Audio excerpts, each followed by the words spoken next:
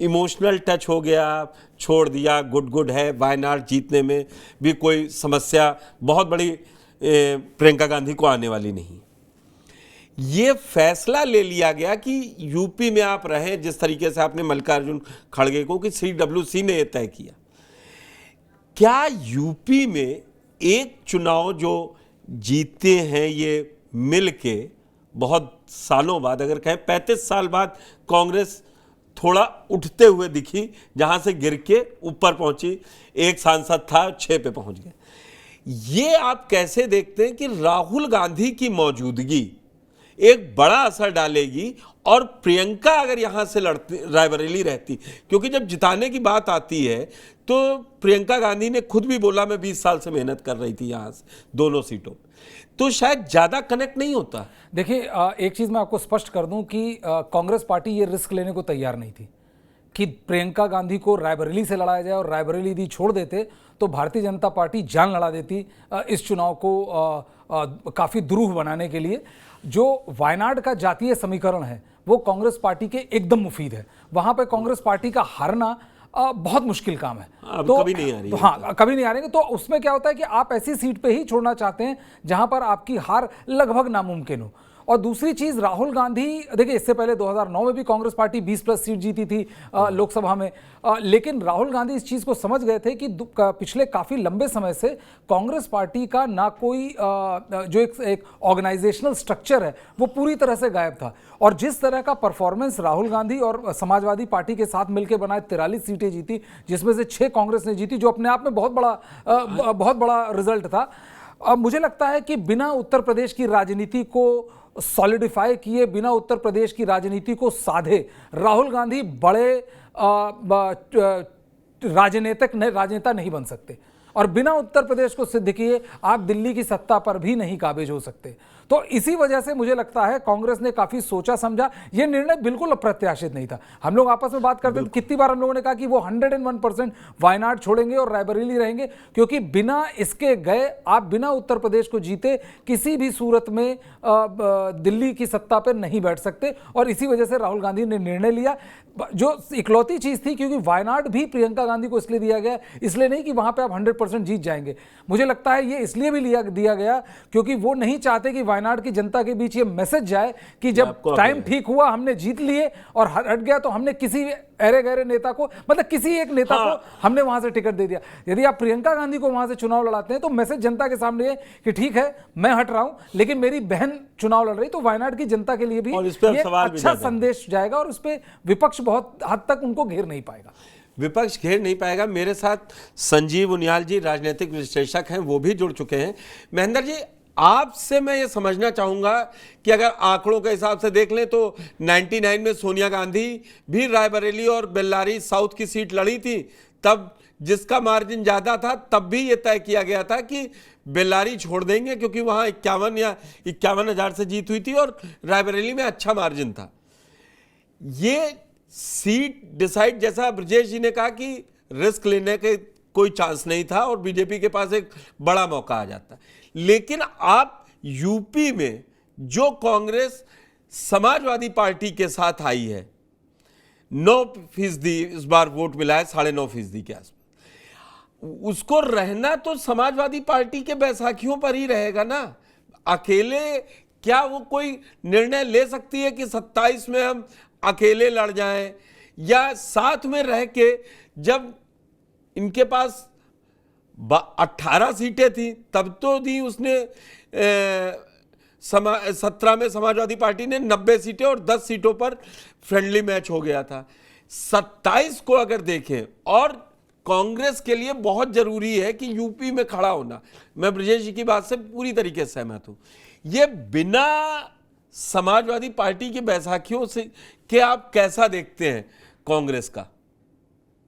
नहीं, देखिए, अभी मुझे लगता है कि जहां तक विधानसभा चुनाव का प्रश्न है 2027 में, मुझे लगता है कि दोनों पार्टियां मिलके ही चुनाव लड़ने की कोशिश करेंगे, अगर कोई बहुत बड़ी राजनीतिक घटनाक्रम ना हो जाए बीच में, क्योंकि कांग्रेस भी नहीं चाहती है और साथ साथ समाजवादी पार्टी भी नहीं चाहेगी कि अभी, देखिए, उत्तर प्रदेश में निश्चित रूप से अभी भी भारतीय जनता पार्टी के पास 33 सीटें हैं और अभी भी भारतीय जनता पार्टी ने कुछ ही पॉकेट्स में जहां पे जातीय समीकरण काम किए हैं, वहीं पे जो है भारतीय जनता पार्टी पीछे हुई है और उसको पराजय का सामना करना पड़ा है।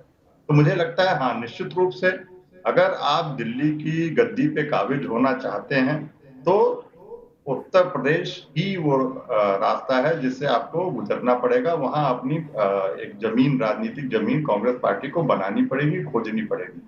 लेकिन मुझे लगता है कि जिस तरीके से कोशिश की गई और धीरे धीरे जो है कांग्रेस जो है वापस अपनी राजनीति को जो है उत्तर प्रदेश में फिर से पुनर्जीवित करने की कोशिश कर रही है। मुझे लगता है कि राहुल गांधी का ये निर्णय निश्चित रूप से जो है उसी को ध्यान में रखते हुए किया गया, क्योंकि देखिए जैसा आपने सोनिया गांधी का जिक्र किया, कर्नाटक और उत्तर प्रदेश में 28 सीट और जो है कहाँ 80 सीटें हैं।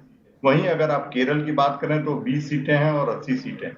तो किसी भी राजनीतिक दल के नेता के रूप में, और जब प्रधानमंत्री नरेंद्र मोदी भी जो है प्रधानमंत्री पद के उम्मीदवार घोषित कर दिए गए, उसके बाद उन्होंने उत्तर प्रदेश को ही चुना अपनी जो है राजनीतिक जो है क्षेत्र के रूप में। तो ये साफ है कि कोई भी राजनीतिक दल जो दिल्ली में सत्ता काबिज करना चाहता है उसे उत्तर प्रदेश में एक महत्वपूर्ण भूमिका में रहना होगा, क्योंकि यहाँ से सबसे ज्यादा जो है आप जो है लोकसभा के लिए सदस्य चुने जाते हैं। तो मुझे लगता है कि ये एक ऐसा डिसीजन था जिससे सभी लोग वाकिफ थे। वहीं निश्चित रूप से इस बार अगर देखें तो कांग्रेस ने बहुत अच्छा प्रदर्शन किया है केरल में भी, जहां वो लेफ्ट फ्रंट के साथ जो है लड़ रहे थे और 14 सीटें कांग्रेस ने अपने दम पे जीती, तो 20 में से। तो केरल को भी कांग्रेस किसी भी कीमत पे ये मैसेज नहीं देना चाहती थी कि उत्तर प्रदेश को ज्यादा प्राथमिकता दी जा रही है, और इसीलिए जो है प्रियंका गांधी को वहां भेजा गया। प्रियंका गांधी को वहां भेजा गया। मूल सवाल वही आएगा कि लड़ाई आपकी इस समय की विश्व की सबसे बड़ी पार्टी का दावा करने वाली बीजेपी से है, और ब्रजेश जी अगर आपको बीजेपी से लड़ना है, वहां आपको अभी उनके पास पूरा हर प्रकोष्ठ कोष्ठ सब है, पन्ना प्रमुख तक है, हार जीत चुनाव में लगी रहती है, कोई बड़ी बात नहीं। अगर आप एंटी इनकम्बेंसी कह लीजिए कि 29 सांसदों के साथ थी तो उसका नतीजा हो गया, अभी भी आप बहुत बड़ा कोई एक चेंज ले आए, उसके लिए कांग्रेस को नीचे से खड़ा होना पड़ेगा। देखिए, दो चीज़ है पुष्कर। पहली चीज़ ये है कि इसमें कोई शक नहीं है, कहीं कोई मुझे लगता है कोई दुआ स्वप्न देख रहा हो तो अलग बात है। कांग्रेस को ईंट दर ईंट खड़ी करनी है अभी। यदि उत्तर प्रदेश में वो इंडिपेंडेंट पार्टी के तौर पे बिना सपा के सहयोग से या बसपा के सहयोग से या बिना सहयोगी के सहयोग से वो खड़ी होकर भारतीय जनता पार्टी को टक्कर दे पाए, अभी उसमें वक्त लगेगा। वो उसको जो ये कह दे कि नहीं ये हो जाएगा और इस पर्टिकुलर निर्णय की बात से आप उसको कह देंगे कि सब कुछ सही है, ऐसा बिल्कुल नहीं होगा। और इसी वजह से मुझे लगता है जो रायबरेली में बैठने का जो राहुल गांधी के रुकने का निर्णय था वो इसीलिए महत्वपूर्ण होता है। यदि राहुल गांधी जिस तरह भारत जोड़ो यात्रा है, जिस तरह से तमाम राजनीतिक गतिविधियां कर रहे थे और जिससे उनकी व्यक्तित्व में भी जो चेंज आया, यदि उतनी ही सीरियसली वो उत्तर प्रदेश में लगे रहेंगे तो मुझे लगता है इसके आशातीत परिणाम होंगे। दूसरी चीज पुष्कर जी, नतीजे आ जाने के बाद हाइंडसाइट में हर कोई 20-20 होता है, हमें एकदम से पता लग जाता है कि एंटी इनकम्बेंसी थी नहीं थी, क्या था क्या नहीं था, वो बड़ा आसान होता है। लेकिन यदि मैं आपको सिर्फ 4 जुलाई से एक दिन पहले तक भी ले जाऊं तो बीजेपी की भारी जीत अवश्यम्भावी मानी जा रही थी।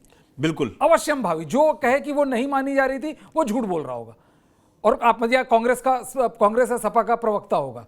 अदरवाइज ये अवश्यम्भावी मानी जा रही थी, और उस जीत में उत्तर प्रदेश जैसी जगह पे जहां पर कोई 70-75 के नीचे आने को तैयार नहीं था, जितनी बड़ी पटखनी बीजेपी को लगी उसे आप केवल एंटी इनकम्बेंसी कह के डिस्कार्ड नहीं कर सकते। जहां एंटी इनकम्बेंसी थी दिल्ली में, वहां 6 सीटों पर तुरंत सांसदों को हटाया गया, 6 नए सांसदों को मौका दिया। तो यदि राहुल गांधी को, यदि अखिलेश यादव को आज ये लगता है कि हाँ हम ये कर सकते हैं और 27 में भाजपा को चुनौती दे सकते हैं, तो इसमें गलत बिल्कुल नहीं है।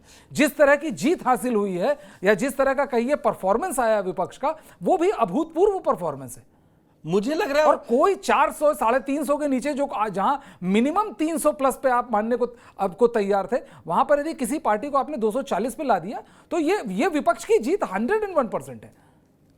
और यही से कॉन्फिडेंस आ रहा है सपा को और कांग्रेस पार्टी को। मैं एक बात ऑन एयर पहले बता दूं कि ब्रजेश जी ने अभी कहा कि लोग मान रहे थे कि बीजेपी की बड़ी जीत होगी लेकिन मैं ये दावे के साथ कह सकता हूं कि पिछले 6 महीने से चुनाव 15 मार्च को डिक्लेयर हुए और ये 6 महीने से मैं ये कह सकता हूं, कह रहे थे कि पुष्कर 240 और 250 और उसके पीछे पूरा लॉजिक दे रहे थे कि 303 जहां जीती हैं वहां इनको 100% अब लाना पड़ेगा। और जो दिख रहा है महाराष्ट्र जा रहा है, यूपी में भी 62 आ चुके हैं 14 के 71 से घट के, इस बार अगर 50 ये और ये मानूंगा यूपी में ब्रजेश जी 50 और 55 के आसपास ही दे रहे थे, वो 33 हो जाएंगे शायद। ये तो इसीलिए भी नहीं पता था, इसीलिए मुझे कहां से माना। पता चलेगा? मेरे लिए मेरे साथ सुनील शुक्ला जुड़ चुके हैं। सुनील जी, आपको आवाज आ रही है?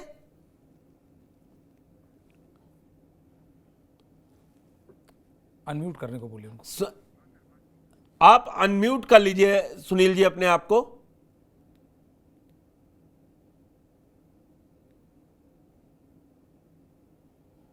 कुछ टेक्निकल एरर है। कुछ टेक्निकल एरर लग रहा।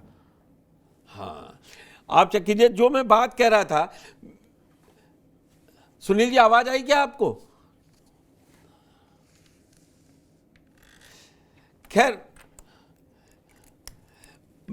महेंद्र जी हमारे साथ जुड़े हुए हैं। आज थोड़ा सा टेक्निकल फ्लॉ आ रहा है, इसीलिए प्रॉब्लम। महेंद्र सिंह जी, अगर मेरा सवाल जो ब्रजेश जी से था वही आपसे, आपको जब सीटें ही कम लड़ने को मिलेंगी तो अब आप जिस यूपी में 89 तक बड़े जबरदस्त तरीके से रहते थे, एनडी तिवारी लास्ट मुख्यमंत्री रहे, आज आप यहां पर हैं, अब छोटे भाई की भूमिका में रहेंगे।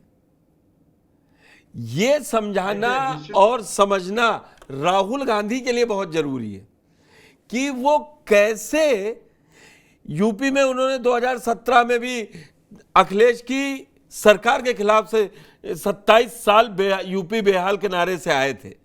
आज क्योंकि मैं बात इन सब पुरानी बातों को और लाऊंगा कि आज 2024 के चुनाव में गुट था, आगे जुड़ जाएंगे क्या होगा, लेकिन अखिलेश यादव भी जानते हैं कि बहुत ज्यादा सीट देने से उनका जीत का ग्राफ ऊपर नीचे हो सकता था और वोटिंग पैटर्न लोकसभा का और विधानसभा का अलग अलग होता है। यह जरूरी नहीं लोकसभा में आपका गठबंधन हिट हो गया और विधानसभा में भी यही कॉम्बिनेशन बहुत बढ़िया जीत दिला देगा। आप कांग्रेस को किस तरीके से काम करने की जरूरत है, कम से कम यूपी में? पुष्कर जी, निश्चित रूप से अगर हम देखें तो जो राहुल गांधी ने जो राजनीतिक रणनीति अपनाई उत्तर प्रदेश में, कहीं न कहीं उसका टकराव सीधे रूप से समाजवादी पार्टी से है। और जिस तरीके से पूरी तरीके से कांग्रेस पार्टी ने, राहुल गांधी ने कास्ट सेंसस के इशू को और जाति जनगणना के इशू को एकदम से ओन कर लिया, तो ये निश्चित रूप से ये कहीं न कहीं जब विधानसभा चुनाव आएंगे, जब जमीनी स्तर पे और जमीनी स्तर पे चुनाव लड़ा जाएगा, जब और टिकटों के लिए मारामारी होगी, खासकर इस प्रदर्शन के बाद, तब असली परीक्षा होगी इस गठबंधन की, समाजवादी पार्टी और कांग्रेस की गठबंधन की। कहा जहां एक तरफ से कांग्रेस को निश्चित रूप से ये लगता है और लगना भी चाहिए, मुझे उम्मीद है कि एक बड़ी संख्या में बसपा जो न कर पाई 2019 के चुनाव में, वो कांग्रेस ने कर दिखाया समाजवादी पार्टी के लिए, जिस संख्या में दलित, खासकर जो गैर जाटो दलित थे, पासी, पासवान और बाकी सब, अवध और मध्य क्षेत्र में और कुछ हद तक पूर्वांचल में, वो उनका जो ट्रांसफर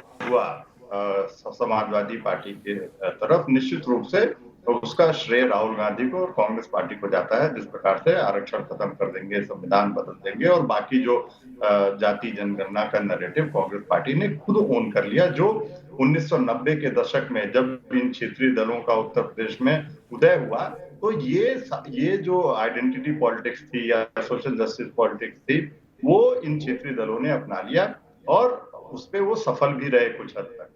तो ये टकराव जो एक विचारधारा वाला टकराव है, जो वोट बैंक का जो सामाजिक जो आधार है, जो सोशल बेस है, उसका टकराव है, वो निश्चित रूप से इन दोनों पार्टियों के बीच आने वाला है, जब जो है विधानसभा चुनाव के लिए ये जाएंगे, और यही असली परीक्षण होगा इस गठबंधन का।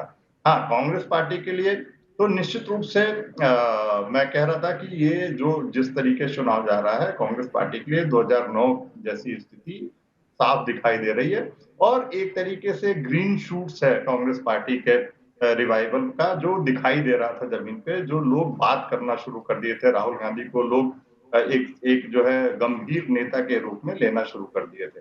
लेकिन वहीं दूसरी तरफ आपकी चुनौती भारतीय जनता पार्टी से है, जो एक जिसका निश्चित रूप से उत्तर प्रदेश में देखें तो एक झटका लगा है, और उसके तमाम कारण हैं जिसकी विवेचना करीब करीब हो चुकी है, और जो है अब जो है पार्टी किस तरीके से किस मोड में जाती है, तो एक बहुत ही मजबूत जो है गठबंधन से आपकी लड़ाई है।